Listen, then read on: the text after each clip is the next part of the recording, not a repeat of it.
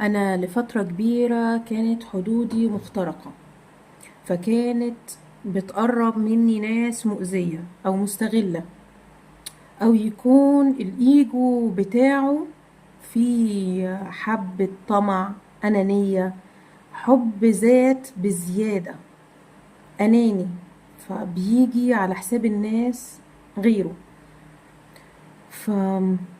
فممكن يجي عليا، يجي على احتياجاتي، او اهم حاجة عنده ان هو يتبسط، فما يهموش ايه ظروفي، انا احب ايه اكره ايه، او ان هو يديني اصلا زي ما بديه مثلا. فاكتشفت من علاقاتي دي ان انا اوقات كتير كانت بتخترق حدودي، وانا اللي كنت بسمح بالاختراق ده، واوقات تانية انا اللي كنت بخترق الحدود وانا مش عارفة ان انا بعمل كده اساسا. وعلشان انا بقى مش لاقطة النقطة دي، كنت بزعل لما حد يحط لي نوع من الحدود، لان انا مش فاهمة اساسا ان انا بخترق حدوده، بدخل في منطقة مش من حقي. ده كان بنية طيبة مثلا وللقرب، بس هو ما كانش عايز ده. آم، طيب ليه بقى انا ما كنتش عارفة ان انا بخترق حدود اللي قدامي او الشخص اللي معايا التاني في العلاقة مهما كان نوعها؟ لان انا اصلا ما كنتش مفعلة حدودي انا الشخصية عندي، فما كنتش فاهمة انها الحاجات دي المفروض تبقى حدود اصلا. ما كنتش فاهمة يعني ايه حدود بشكل كامل، وكنت شايفة ان الحدود دي ممكن تبعدني او تنفر مني الناس، او تخلي الناس تسيبني اللي بتحبني لما احطها وافرضها بيني وبين الناس. طيب، فكده معناه ان انا كنت محتاجة ان انا اصلا يعني ايه انا الاول افهم يعني ايه حدود، وان انا احط حدودي انا الاول، اعرف ايه انواع الحدود، كل حد ممكن يبقى شكله عامل ازاي، احطه ازاي، ادخله انا جوايا ازاي الاول، فابقى انا مقتنعة بيه ان هي دي حدودي.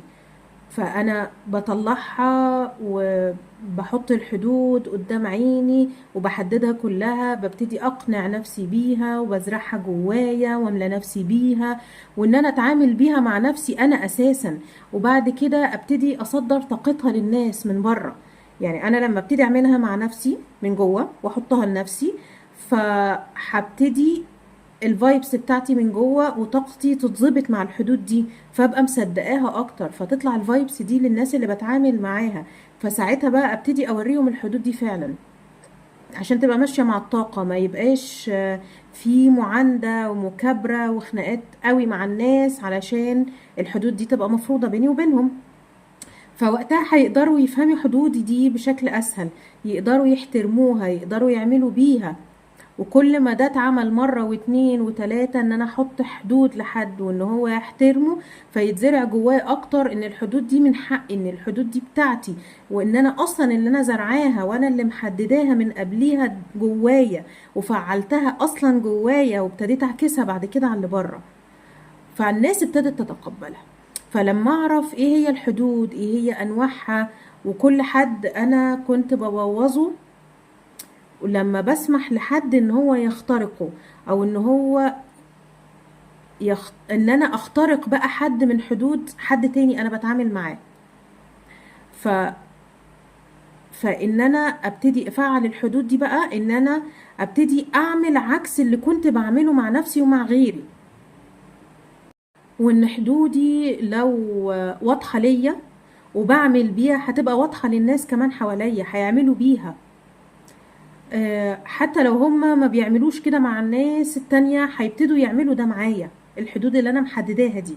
والناس اللي مش قادرة تتقبل الحدود دي هتبتدي تنسحب حبة حبة من حياتي لوحدها، لانها مش هتستحمل الحدود دي،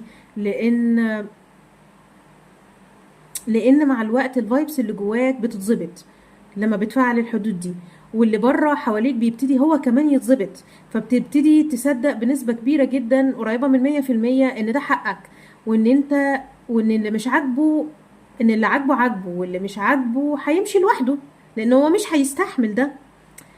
فهيبتدي بعد ما هو يمشي هيبتدي يجيلك ناس بقى جديدة على نفس الفايبس دي، نفس الطاقة دي، هتتعامل معاك بيها، وهتبقى انت بتحترم حدودهم وهم كمان بيحترموا حدودك زي ما انت بتحترم حدودك اصلا. يعني انت المفروض انت اللي تحطها وتحترمها الاول، فهم هيعملوا كده. تمام. طيب، بحط حدودي بقى ازاي، او بحطها على انهي اساس اساسا اصلا يعني؟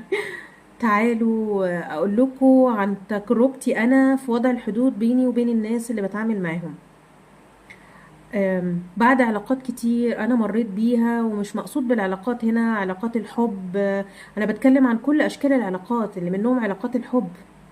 آه، اي علاقة اصلا بين اتنين بينهم عاطفة مهما كان شكل العلاقة، صداقة، قرابة، اخوة، جواز، كله هو حب. العاطفة دي حب. ففي كل انواع العلاقات اللي مريت بيها واللي حصل فيها مشاكل، لقيت ان انا ممكن اللي قدامي كتير بيجي عليا، بيجي على حق من حقوقي، بيضيع حقي، فانا ما كنتش فاهمة ايه السبب. بس مؤخرا في علاقة كده معينة كان ليها اثر كبير عليا وعلى تغييري، اكتشفت ان انا السبب، ان انا اللي مش حاطه الحدود صح في العلاقات، انا اللي مش عارفه حدودي صح ومحدداها لنفسي. فاللي قدامي سهل يلعب في حدودي، سهل يخش لي ويخترقني. فاول حاجه عملتها بعد انتهاء العلاقه دي، انتهت الدوره دي، ابتديت اقعد مع نفسي، افعل المراقب الداخلي، افعل المراقب الخارجي، والحدس وي وي وي الكلام اللي احنا برضو هنقوله في فيديو لوحده. آه، محتاجين الفيديو ده يبقى منفصل عشان هيبقى فيه تفاصيل كبيرة، وبيشرح حاجات عميقة قوي قوي وعملية جدا للتطبيق، وهتساعدنا في حاجات لا يمكن تتخيلوها في كل حاجاتنا في حياتنا. فلما ابتدي اقعد مع نفسي بعد انتهاء الدورة، انتهاء العلاقة دي، خروجي من الشغل ده، وافعل الكلام ده، ابتدي اطلع استقبل من ربنا رسائل، افهم رسائله دي. لما ربنا يظهر لي رسالة على ايد شخص، على لسان شخص، على بوست اشوفه، على حاجة تحصل قدامي، حد يحكي لي حاجة، فابتدي اربطها باللي انا عديت بيه، فاطلع بالدروس. والمفروض آم، بقعد مع نفسي كده واحدة واحدة، واشوف الحاجات اللي انا قابلتها في العلاقة دي، وكل حاجة حصلت فيها، ايه اللي انا عملته، ايه اللي الطرف التاني عمله، ايه الحاجات اللي انا عملتها، ايه الحاجات الصح، ايه الحاجات اللي كانت غلط، ايه اللي عايز يتظبط، ايه الدروس اللي انا طلعت بيها اللي استفدتها، عشان اشوف ايه الحاجات اللي انا قابلتها في العلاقة دي، وكل حاجة حصلت فيها، وايه وكل حاجة عملها الطرف التاني، ايه بقى الصح منها وايه الغلط، ايه اللي عايز يتظبط، ايه الدروس اللي انا طلعت بيها المستفادة من العلاقة دي. وبعد كده ابتدي اشوف ايه الحاجات اللي انا كنت بعملها بتأذي العلاقة دي، وايه الحاجات اللي عملها الطرف التاني اذى العلاقة دي، فابتدي اعكسها، يعني ابتدي اظبط اعكس علشان علاقاتي اللي جاية تبقى مظبوطة.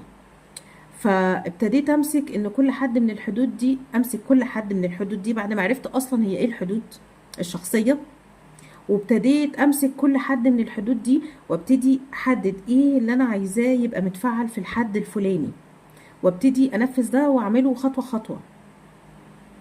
واخلي بالي ان الشخص اللي قدامي اللي هو التاني اللي معايا في العلاقة هيبتدي يقاومني مرة واتنين وتلاتة، وهيلاعبني كل الالعاب علشان يرجعني ان انا اتصرف بشخصيتي القديمة، ان انا اشيل الحدود دي من تاني. لو انت اتغيرتي عليا ليه؟ سواء بقى ان هو نيته كويسه وصافيه، او ان هو عايز فعلا مني حاجات، بس لو انت اتغيرتي ليه؟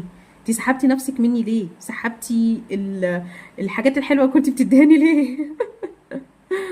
آم، لان هو كان بيقدر يخترق الحدود دي بتاعتي، فيقدر يستفيد مني، فهو بيعمل ده علشان يقدر يستفيد مني من تاني. وكل ما احط له حد واصمم عليه مره واتنين وتلاته بهدوء وبحياد وبثقه، هيبتدي يلعبني كل الالعاب، وكل مره هيخترع لي العاب جديده، اللي هو اللعبه دي مبقتش نافعه معاه، فيجرب لعبه جديده معايا عشان يشوف من باب جديد، مدخل جديد، بدل الباب اللي انا قفلته له، فيعرف يخترق من الباب الجديد ده حد من حدودي برضه، ويقدر يخش لي تاني، ويقدر يستفيد مني من تاني. فبعد ما حطيت الحدود دي وبقيت اقولها لنفسي وصدقتها وان دي حدودي وده حقي. آه، وان انا لما ما كنتش بحطها كنت بتأذي جدا، وابتديت اكلم نفسي ان دي حدودي ودي حقوقي ومن حقي ان انا اتعامل بيها، ومن حقي ان انا اختار مين في حياتي كمان، مين يدخلها ويدخل ازاي، وهو موجود في انهي دايرة كمان، القريبة قوي ولا ابعد سنة ولا اللي ابعد قوي. طب من المعارف ولا شغل بس. آه ومين اللي يدخل الدوائر دي، مين اللي يدخل اديله حاجة من حدودي، ومين اللي هو لا مالكش الحق ان انت تخش، انت اخرك فين. آه ولو هو مصمم بقى على اختراق الحدود دي، برغم ان انا بحطها، برغم ان انا بوضحها، من حقي بقى ان انا اطلعه. يعني لو هو في الدايرة القريبة ابتدي ابعده وعمال ينتهك ويحاول يدخل ويخترق حدودي، ان انا اطلعه للدايرة اللي بعديها يبقى معارف. برضو بيحاول يخترق تاني، اطلعه للدايرة اللي ابعد، اللي هو صباح الخير صباح النور بس. اطلعه بعد كده للابعد ان هو بينا خدمات بس. اطلعه للي ابعد بقى ان هو لا خلاص، هو عمال برضو يخترق الحدود، ما بيقبلش الحدود، وعمال يلاعبني كل الالعاب الذهنيه والنفسيه عمال يلاعبني على الشناكل في اللي هو لا انا هطلعه بره دوائر حياتي خالص، ما يبقاش موجود اساسا. مفيش حتى خدمات، مفيش حتى صباح الخير صباح النور. يعني حد مثلا كان بيحاول ان هو يستغلني ماديا، وانا كنت بديله كل حاجه واي حاجه بيطلبها، فابدا احط حد ان انا مثلا ما كنتش بسأله اساسا هيرجع الفلوس ولا لا. طب هيرجعها ولا جزء منها، ولا احدد له انا ميعاد للترجيع اصلا ان هو يرجعها، ولو ما رجعش ايه الاجراء اللي انا هعمله، واوضح ده كويس جدا. مثلا حد وعد وما رجعش قبل كده، فاللي هو خلاص هو عملها قبل كده، هو خلف وعده.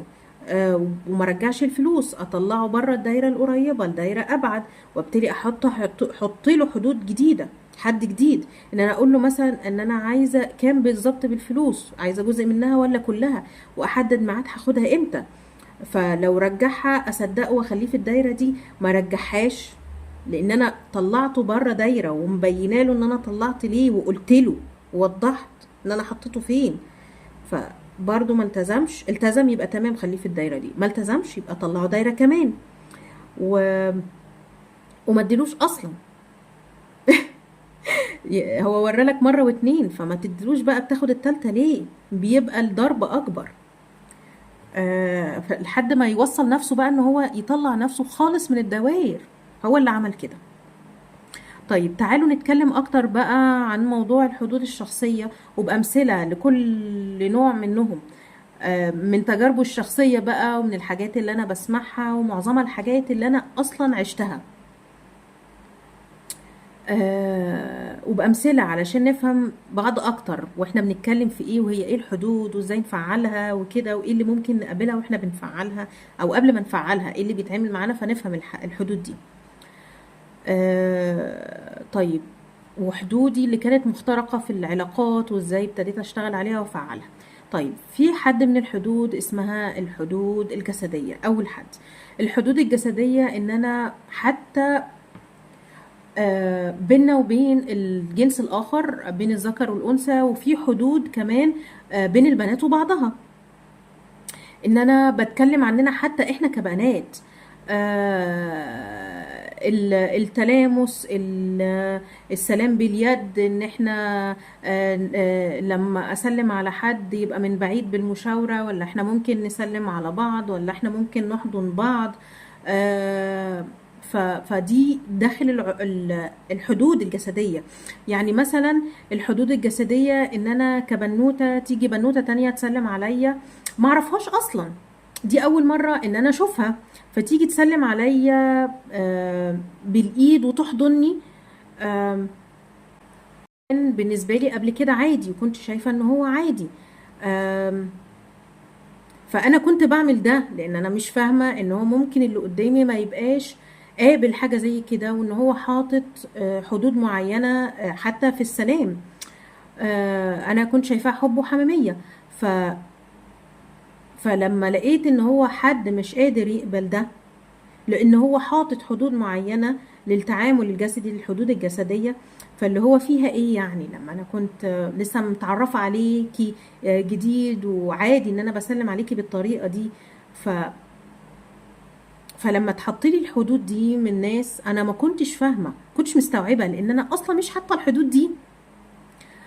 آه فلما ابتديت اعرف اهميه الحدود الجسديه، وان الحدود دي لما بتتشال كلها ومع كل الناس وبتتشال بسرعه، حتى مع نفس الجنس، مع البنات اللي هم من نفس جنسي.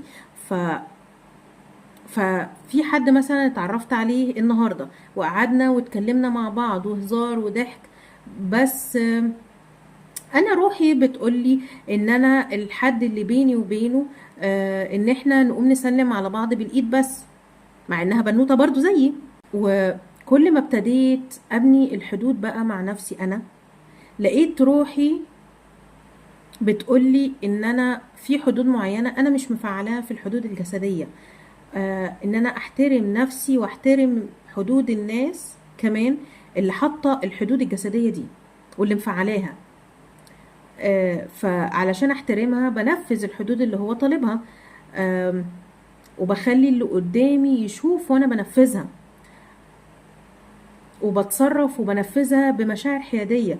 ما بقاش قلقانة ولا خايفة ان اللي قدامي ما يقدرش يستوعب الحدود الجسدية اللي انا حطاها، لان انا شايفة ان دي حدودي، انا مقتنعة بيها وان انا مصدقاها وحاسة بيها. ف فلما بتعامل بالطريقة دي بتبقى تعاملي معاه حيادية، مش خايفة ولا قلقانة ان هو ولا واثقة ان هو ينفذ الحدود دي او ان هو ما يقبلهاش. لان انا عارفة ومقتنعة ان ده صح، ده هو الصح. فاللي قدامي هيحترم الحدود دي، وبالذات لما اتعامل بحيادية ومش بعنف، فهيقبل ده. الجميل بقى ان انا اول ما فعلت الحدود الجسدية وحطيتها لنفسي وحطيتها مع الناس واقتنعت بيها من جوايا ان دي حدودي وان دي حقي وان دي مشاعري، واعمل ده بحيادية بدون عنف، او ان هو انا مستنية بقى ان حد يكسر الحدود دي علشان اتخانق معاه واشوط فيه وكده، واطلع فيه اللي جوايا. انا مش محضرة ده، لان انا مصدقة ان ده اللي هيحصل معايا، ان هو انا هتقبل بحدودي، لان انا بعمل ده بحياديه وبعمله بالراحه. فبتصرف على الاساس ده، فبتطلع الفايبس مني كده، بتطلع مني نقيه. فناس جديده اول ما حطيت الحدود دي، ناس جديده شفتها، واول يوم تعارف في النادي وقعدنا مع بعض على ترابيزه وقعدت اتكلم مع البنت ومامتها، اتعرفوا عليا وقعدنا نهزر ونضحك مع بعض. آه، اول مره بعد ما فتحنا المواضيع واتكلمنا بقى في مواضيع عامة، مواضيع مش شخصية خالص، مفيش تطرق للمواضيع الشخصية خالص، لان انا لا اعرفهم ولا هم يعرفوني. فدي حاجة من الحاجات اللي انا اتعلمتها مع الوقت. انت مالكش ان انت تعرف عني حاجة اساسا، احنا لسه عارفين بعض النهاردة، احنا نهزر ونضحك بس، لان احنا ما نعرفش بعض. فهم ماشيين وهم قايمين، قاموا البنت هي ومامتها بكل بساطة وسلموا عليا بالايد بس، ومن غير تقارب جسدي. ودي اول مرة تحصل في حياتي حرفيا، ان حد يسلم عليا بالايد بس واحنا بنات زي بعض. ودي اكتر حاجة بسطتني جدا، لان انا اول مرة احس الشعور ده، ان انا ليا حدود جسدية. فحسيت بنشوة داخلية كده عمري ما حسيت بيها في حياتي اساسا، ان انا ليا حدود جسدية انا اللي حطاها، وحاسة بالفايبس بتاعتها جوايا وبصدرها لبره من غير ما اقولها. الناس احترمتها من اول قعدة، من اول نزولة، في اول يوم حددت فيه الحدود دي وصدقتها، ومن غير ما اقولها حتى كمان. فكل اللي انا عملته ان انا حطيت الحدود دي جوايا واتعاملت على اساسها، وصدرت الفايبس بتاعتها وكنت مصدقاها ان هي موجودة جوايا وانها من حقي، ومصدقة ان انا ليا حدود جسدية ومقتنعة بيها وحباها جدا. فدي اول حاجة. تاني بقى حد من الحدود هو الحدود الفكرية. الحدود الفكرية اللي هو افكاري، معتقداتي، ايماني، الحاجات اللي انا مؤمنة بيها. ان انا ليا افكار وليا معتقدات وليا مفاهيم وليا حاجات انا شايفه انها صح. انت ليك افكارك ومعتقداتك والحاجات اللي انت مؤمن بيها، وانا كمان ليا افكاري ومعتقداتي والحاجات اللي مؤمنة بيها اللي تبع الجسد الفكري، مخ، تفكير. آه فمادام انت ليك معتقداتك وانا ليا معتقداتي، ما بنخشش حدود بعض ان احنا بنأذي بعض، ولو حتى من بعيد فيها اذية. لو انا ما بضركش، ما بتعداش حدودي معاك.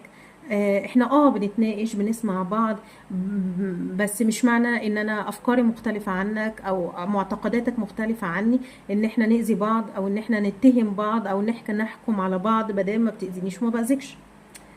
آه، فاللي هو دي فكرة عندي، ده معتقد عندي، فده من حقي، مش من حقك ان انت تعاديني علشانه، او ان انت تخش بالعافية وتحاول تغيره بالعافية، او ان انت تحكم عليا مثلا آه، ان انا مش مؤمنة، اي حاجة زي كده عشان انا ليا معتقد ملوش دعوة اصلا بالايمان. انت دماغك جايباك للحتة دي، فلا، هي مالكش ان انت تخش في حاجة زي كده ان انت تحكم عليا. فانا شايفه ان انا افكاري ومعتقداتي مختلفه عنك، فمن حقي ان انا اتمسك بافكاري، اتمسك بمعتقداتي. انا ومش من حقك ان انت تحط عليا لزقه، تحط عليا حكم. مش معنى ان انا مختلفه عنك ان انا وحشه، ولا ان انا ما دام انا ما بضركش فخلاص، انت مالك بيا. ف ان انا ليا حدودي الفكريه، افكاري، معتقداتي، الحاجه اللي مؤمنه بيها، بدام ما بضركش من قريب ولا من بعيد، بدام ما بصدرلكش الافكار دي، بدام ما بصدرها لك بعنف ان انت خدها، انا بتكلم، انت مالك. ف فبندخل في حته ان هو افكارنا وسلوكنا مختلفه عن بعض، وفي فرق بينا، بدام الفرق ده بينا بسيط وما بيأذيش حد فينا ونقدر نتقبل ده، فتمام. آه بس انت لو بتدخل بقى بناء على الحاجات اللي انت معتقد فيها وهي عكس معتقداتي، فتدخل بسلوك معين تأذيني نفسيا، تأذيني بالكلام، تأذيني ان انت تعمل عليا صمت عقابي مثلا عشان انا افكاري ومعتقداتي مختلفة عنك، ان انت تحكم عليا على ديني. لا، هو انت مالكش حق ان انت تخش في الحتة دي، انت كده كسرت الحدود جدا الفكرية. لا، فلو انا مثلا بيني حدود فكرية، ان انا افكاري ومعتقداتي مختلفة عنك، آم،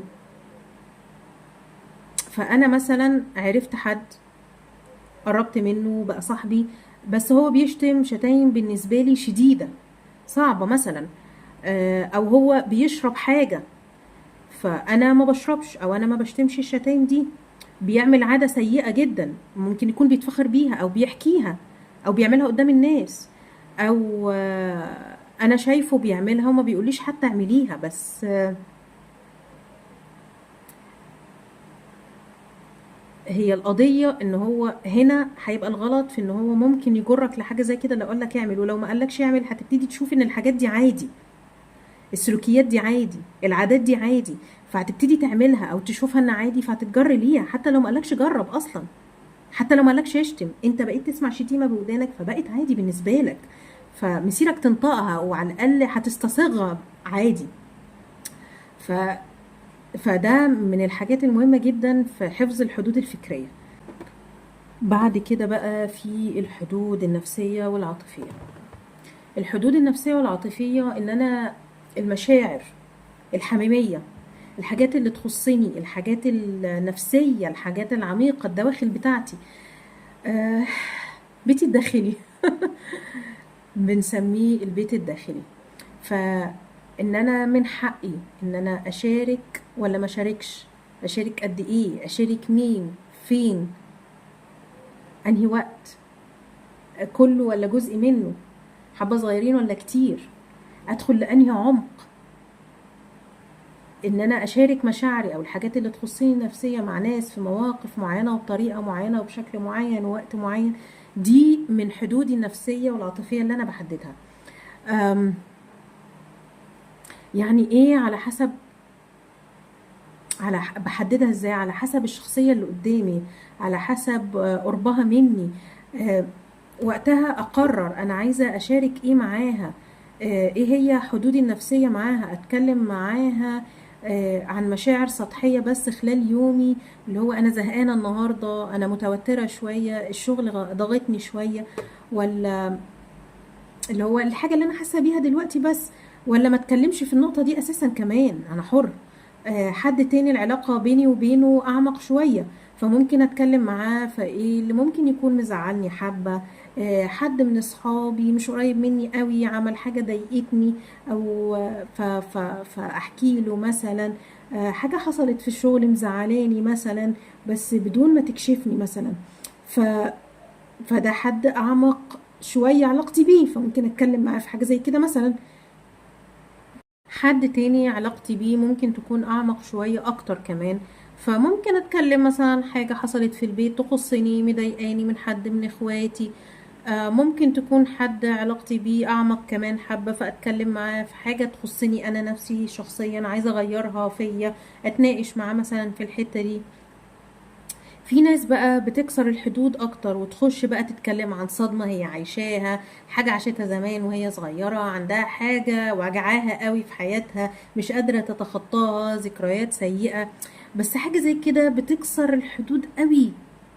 فانا عن نفسي ما بقتش احب المنطقة دي، فهو حاجة زي كده الأحسن إن أنا أتكلم فيها مع حد متخصص، على الأقل هيساعدني، هيساعدني ويوجهني للطريق اللي اعرف اطلع بيه الصدمة دي، الذكرى دي اشتغل عليها ازاي، احلها ازاي، افكها.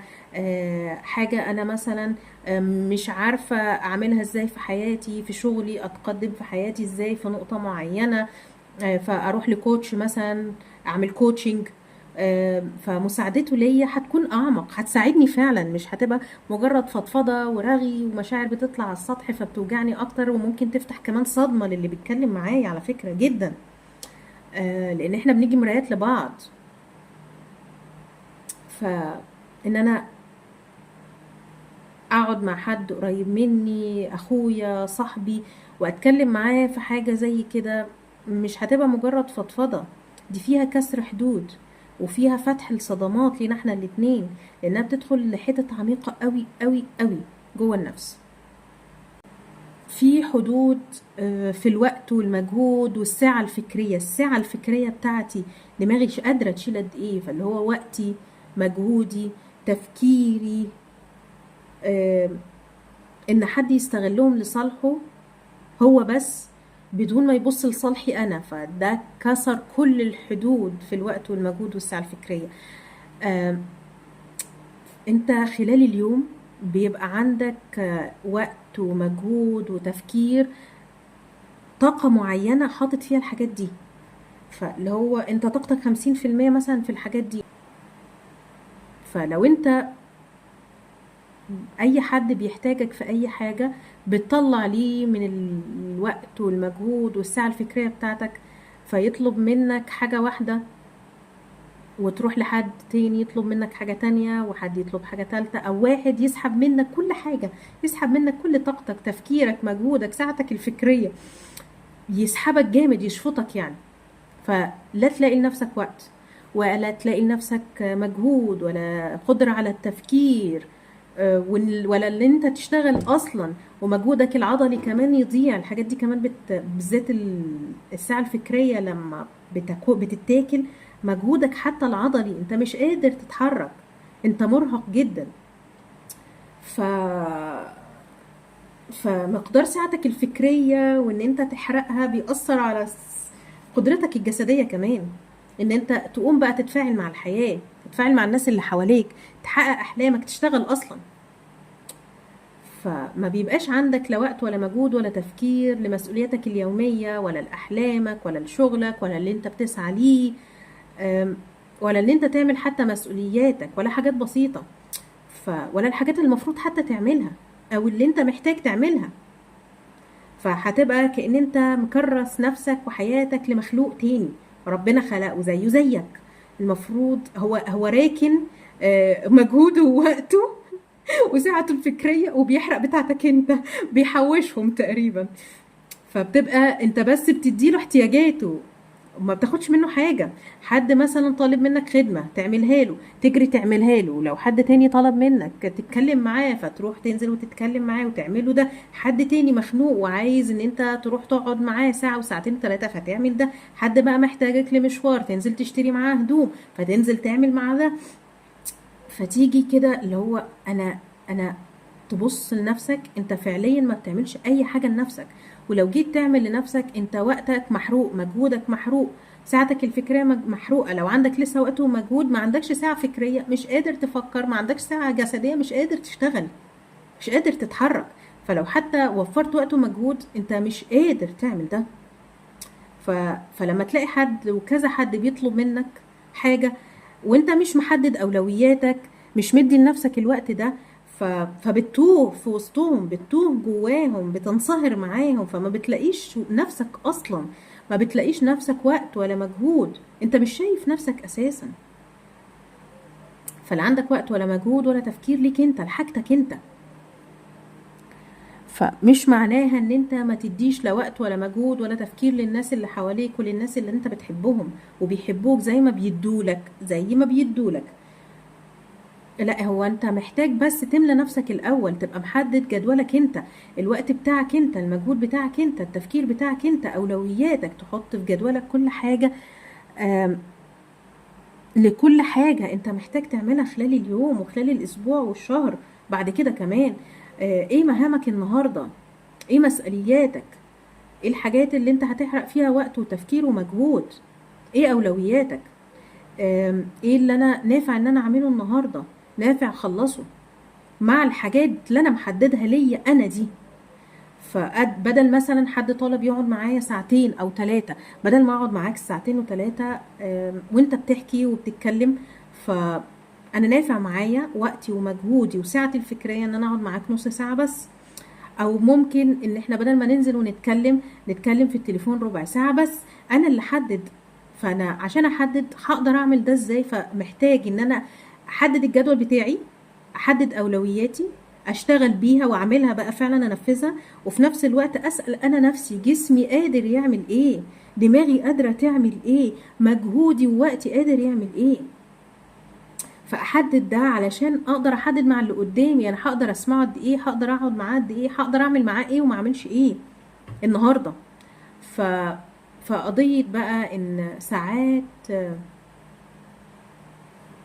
وقتنا وما بيكونش كافي، ولا ذهننا مش قادر يعمل الحاجة دي ولا قادر يستوعب الحاجة دي، مش قادر اعملها مع اللي قدامي، انا مش قادر. فاستأذن ان هو ممكن يكون وقت تاني مثلا، او بطريقة وكيفية مختلفة مثلا.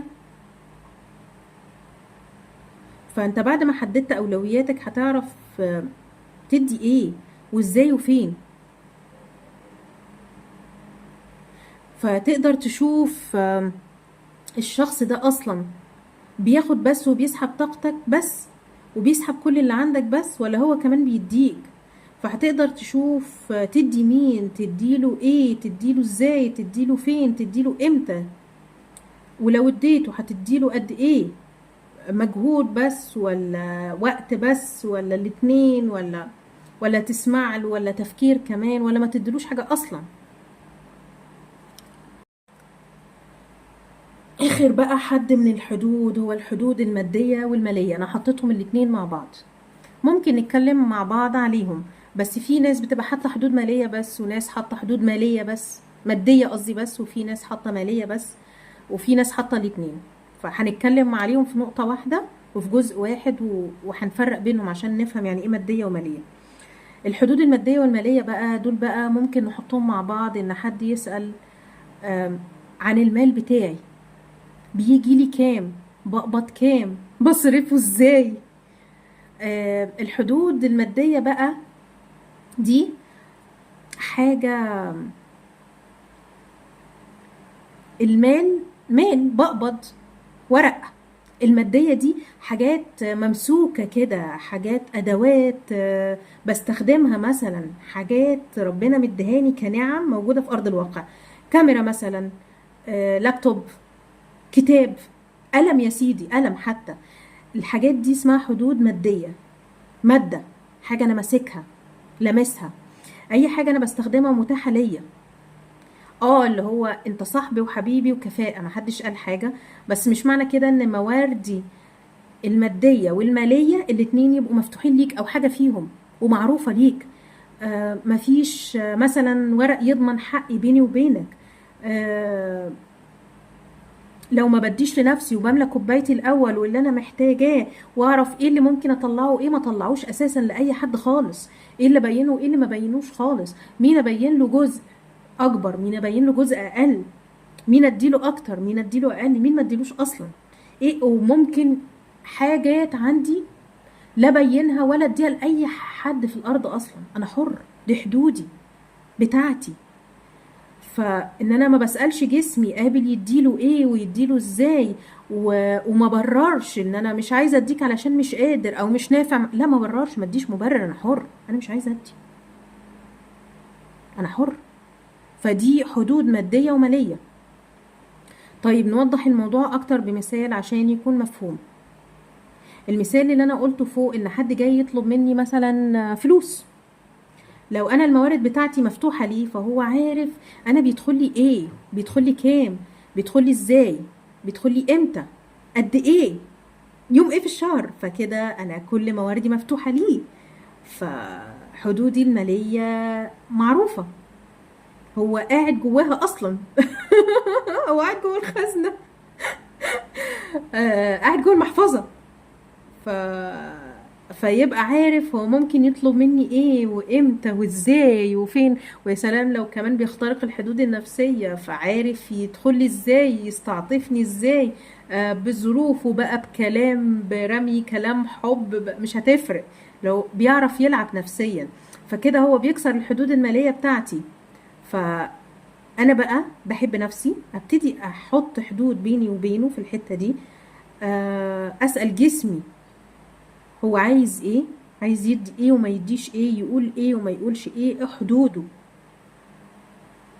جسمي اللي يوجهني، روحي اللي توجهني. اشوف عايزه اديله اصلا ولا لا. ومش مطلوب مني ان انا اديله اصلا كمان مبرر. انا لو مش عايزه اديله ما اديلوش مبرر، انا مش عايزه اعمل ده ليه، انا حره، دي حريه شخصيه، دي حاجه بتاعتي انا حره فيها. لما كنت بعمل ده زمان كنت بديلك، فانا ابتديت افهم حدود، او انا في حد معين ما كنتش حاطاه بيني وبينك، انا من حقي ان انا احط الحد ده في اي وقت. من حقي ان انا ما اديلكش خلاص. من حقي ان انا احدد هديلك فلوس قد ايه ولا مش هديلك اصلا. من حقي ان انا ابني الحدود الماليه دي. آم، انت طلبت حاجه انا هديها لك، طب انت هترجعها امتى اساسا؟ طب هو ده مناسب معايا ولا لا؟ احدد الميعاد واحدد الوقت واحدد الكيفيه. ما اجيش على نفسي كمان في حاجه زي كده، مش عشان هو محتاج يا عيني ومش اديله واجي على نفسي انا. طب اجي على نفسي ليه؟ هو مش هيجي على نفسه اساسا، وحتى لو هو بيجي على نفسه هو ده مش صح، فانا مش هعمله. آم، ولما بتيجي تطلع كمان فلوس مني لحد تاني، من حدود الماليه ان يبقى في ورق محدد انا طلعت ايه، الدين ده قد ايه، هيجيلي قد ايه. فحاجة زي كده كسرها انا بكسر ضماني لحقي. وعلشان كمان قلوب الناس متقلبة اصلا، مهما كان بيحبني فممكن لو هو الايجو بتاعه فيه حبة انانية، يطمع، يطمع من جواه، فما يردليش الفلوس او يردلي جزء منها او يلففني حوالين نفسي علشان يدهاني. فانا اللي اديت فرصة لحاجة زي كده علشان انا شلت الحد اللي يضمن حقي، الورق.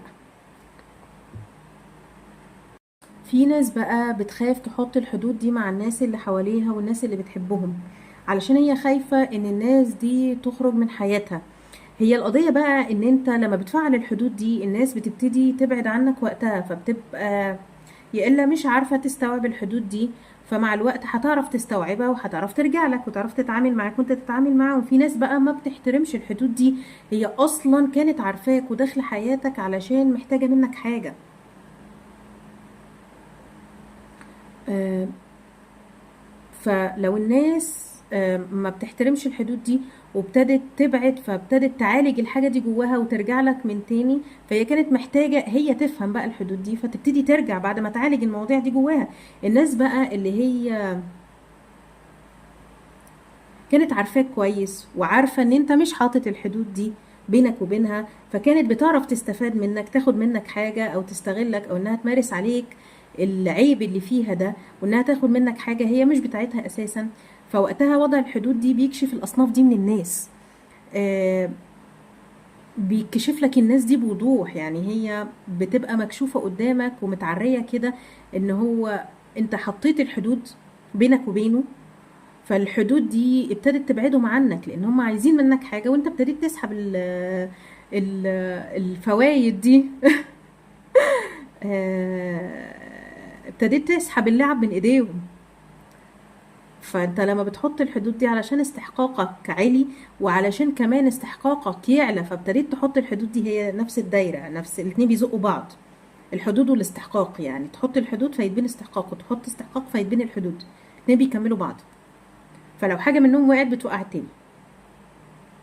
فانت بتبتدي تبني استحقاقك بان انت تحط حدود تبنيها بينك وبين نفسك، تبنيها وبين الآخر، فتحترم نفسك فاستحقاقك يعلى، فنظرتك لنفسك تتحسن، والتاني يبتدي يحترمها فنظرته ليك تتحسن، ويحس ان انت كافي. انت لو حاطط بقى حدود جسدية مثلا، فانت بتحترم جسمك، بتحترم جسدك المادي.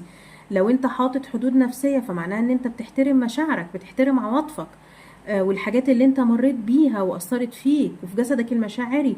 لو انت حاطط حدود فكرية، فانت كده بتحترم افكارك، بتحترم معتقداتك، بتحترم اللي انت مؤمن بيه حاطط لنفسك. ولو انت حاطط حدود مادية ومالية، فمعناها ان انت بتحترم الفلوس، بتحترم الحاجات بتاعتك، بتحترم الدخل بتاعك، بتحترم اسرارك المالية، بتحترم الحاجات اللي ربنا مسخرها ليك وبتستخدمها من ادوات واجهزة واشياء، فبتحترم النعم المادية دي. لو انت حاطط حدود الوقت والمجهود والسعة الفكرية، فانت بتحترم الوقت المتوفر ليك، محترم طاقتك، محترم مجهودك، محترم ان انت بتقدر تفكر قد ايه، محترم الاحلام بتاعتك، محترم شغلك، طاقتك، انت تقدر تعمل ايه خلال اليوم. ف تمام، جميل. النقطة بقى التانية والأساسية، ان هو علشان انت تعرف تحط الحدود دي اساسا، الحدود اللي بتحميك من الناس وبتحمي الناس منك، ان هو احنا بنحب بعض بس مش معنى ان احنا بنحب بعض ان احنا نأذي بعض. ان انت تعرف تحط آه، الحدود دي، والاساس بتاعها هو ده اللي بيبني اللي بيقولوا عليه الثقة بالنفس، او اللي هو الاستحقاق الذاتي، اللي هو ان انا استحق. انا استحق ان انا يبقى لي حدود جسدية، استحق ان يبقى لي حدود نفسية، استحق ان يبقى لي حدود مادية ومالية، استحق ان يكون ليا حدود مكانية وزمنية ووقت ومجهود وفكر.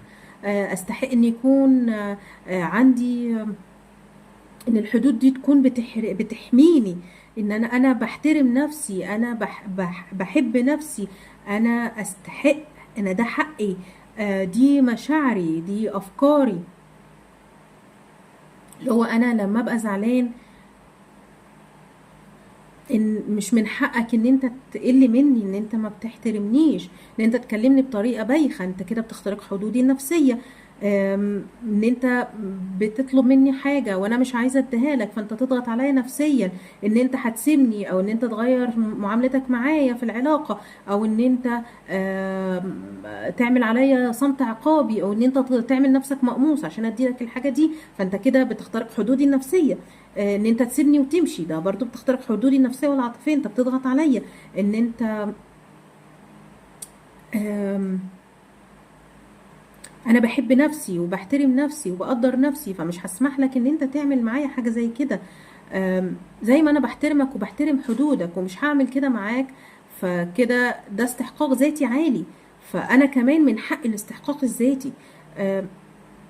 فده بيخليني ان انا قادر ان انا ابني حدودي، وان انا اثبت عليها واصمم عليها واشتغل عليها بحياد، مشاعر محايدة، افكار محايدة، بدون خوف. ان انا كان بيخترق حدودي زمان، لا انا واثق ان انا الناس هتحترم حدودي، لان انا عارف ان دي حقوقي، دي من حدودي ودي حقي، وان ده هيحصل معايا. فما بتعاملش بعنف خارجي، لان انا واثق ان دي حدودي وان دي من حقي، وده الامر الواقع اصلا، وده اللي هيحصل معايا او مع غيري. لو جينا بقى من الناحية التانية في بناء الحدود، بناء الحدود كمان بيعلي الاستحقاق الذاتي. فهما الاتنين مكملين مع بعض، بيساندوا بعض، الاستحقاق الذاتي وبناء الحدود، كأنهم عاملين زي مكعبات الليجو اللي بيرشقوا في بعض. لو واحد فيهم وقع التاني هيقع. فاللي ملوش استحقاق واستحقاقه ضعيف بيوقع حدوده كمان، بيوقع جزء من استحقاقه معاه كمان. وكل ما تنزلت عن حق وكل ما تنازلت عن حقك في بناء الحدود، او ان انت حاطط حد معين وحد اخترقه وان انت سمحت ليه، فروحك بتتعب، روحك بتحس ان هي تعبانة، حتى لو انت مش فاهم ايه الاحساس ده او جاي منين. هو ده السبب بتاعه، ان انت حدودك اخترقت، مع ان انت حاطط حدود مثلا. فده مش مريح روحك، فده بينزل بعد كده استحقاقك، لان انت بتسمعش كلام روحك. فحتى لو انت مش فاهم السبب دلوقتي هتفهمه بعدين، بيبقى هو ده بقى السبب الاساسي، ان انت حد من حدودك اخترق وانت سمحت بده وما وقفتش ده. ف... فلما بتبدأ تفعل الحدود الشخصية بتاعتك، هتلاقي ان في ناس كانت الاول مستغربة الحدود دي، كانت بتحاربك فيها، وبعدين شوية شوية ابتدت تتقبل الحدود دي، ابتدت تتفاعل معاك بيها، بقت قاعدة بينكوا أساسا في التعامل. في ناس تانية أول ما بتلاقيك بتفعل الحدود دي بتبتدي ما تستحملش وتخرج بره حياتك، فأنت كده بتفلترهم. فمن هنا بقى بتيجي الفلترة بتاعت الناس اللي تقبلت وقعدت، هي الناس اللي بتحبك بجد، هي الناس اللي بتحترم حدودك بجد، هي اللي بتحترمك انت شخصيا بجد، بس ما كانتش مستوعبة ان انت بقيت تحط حدود بينك وبينها، فبقيت فاكراك متغير. بس الناس التانية اللي خرجت بقى بره حياتك هي كانت داخلة حياتك كعلاقة بقى، كصداقة، كحب، كقرابة، كخطيب، حد بيحبك، زوج، اي حاجة، بس هو عايز منك حاجة. فالحاجات دي بقى اللي انت كنت شايل فيها الحدود، لو انت كنت شايل مثلا الحدود المالية والمادية بينك وبينه، فهو كان عايز منك حاجات مادية ومالية. بس لو كنت شايل حدود جسدية، فهو كان عايز يتقرب منك جسديا في النقطة دي. لو انت شايل الحدود العاطفية، فهو كان عايز يلعب عليك، ابيوز مثلا، ابيوسيف، فيستغلك عاطفيا، يضغط عليك مشاعريا. فانت لما بتدخل النقطة دي وبتديها له، انت بتشبعه عاطفيا جدا، بس انت كمان حد بقى انت كنت شايل ما بينك وبينه الحدود الفكرية، فممكن يكون بيحب الألعاب الذهنية على اللي قدامه وبيستمتع بحاجة زي كده. فهتلاقي الناس بقى اللي كانت داخلة حياتك أساسا علشان تاخد منك حاجة من الحاجات دي، أول ما تلاقيك بتقفل البيبان دي واحد ورا التاني، هتلاقيها بتبتدي تحاربك وتضغط عليك نفسيا، واللي هو هسيبك، انا ما بقتش بحبك، انت ما بقتش تحبني زي زمان، وانت ليه بتعمل معايا كده، هو انا هقطع العلاقة معاك، انا خلاص ما بقتش مستحمل. بعد كده لما تلاقيك مصمم، فتبتدي تختبرك شوية اختبارات، وتجيلك كده وتجيلك كده، وتلعبك العاب نفسية. ولما تلاقيك قفلت خالص وقفلت كل البيبان، ما احنا قلنا بنطلعها من دايرة دايرة وبعدين نقفل باب باب، فهتبتدي بعد ما تلعب معاك وتلعبك كل الالعاب دي، وتلاقي ان هو مفيش فايدة، خلاص انا ما بقتش اخد منه حاجة، ما بقتش انتفع بحاجة، عمال تقفل كل البيبان باب ورا الباب التاني في وشي. فلما ما تلاقيش منك رجا، وان انت ما بقتش تتنازل ولا تستجيب، هتسحب نفسها وتطلع بره حياتك، وتبتدي تشوف ضحية جديدة. هي مش تشوف ضحية جديدة، هو بيحول لضحية تانية من الضحايا اللي معاه. البني آدم اللي بيعمل كده بيبقى فيه كذا حد تحت ايده بيستغلهم، وبيتنقل بينهم، لما بيزهق من واحد او بياخد مصلحته بينقل للتاني، لحد ما يلاقي ان هو اللعبة دي زهق منها خلاص، ويرجع لها تاني لما يحتاج منها حاجة بس، او ان هو زهق خلاص، اللعبة دي مبقتش نافعة، وقعت، مبقاش في حاجة اخدها منها، فيبتدي يسيبك خالص بعد ما انت اتدمرت ويروح يلعب بالباقي. وبس كده. ده كان البودكاست بتاعنا النهاردة عن الحدود في العلاقات، وازاي العلاقات الكرمية بالذات بتكسر الحدود، يعني اختراق الحدود في العلاقات الكرمية. العلاقات تعليم الدروس بتبقى جاية لك أساسا عشان تعرف ايه هي حدودك النفسية، الشخصية، وتبتدي تفعلها وتشتغل عليها بعد ما تتعلم ده معاها. وبس. واستنوني بقى البودكاست اللي جاي. يلا سلام.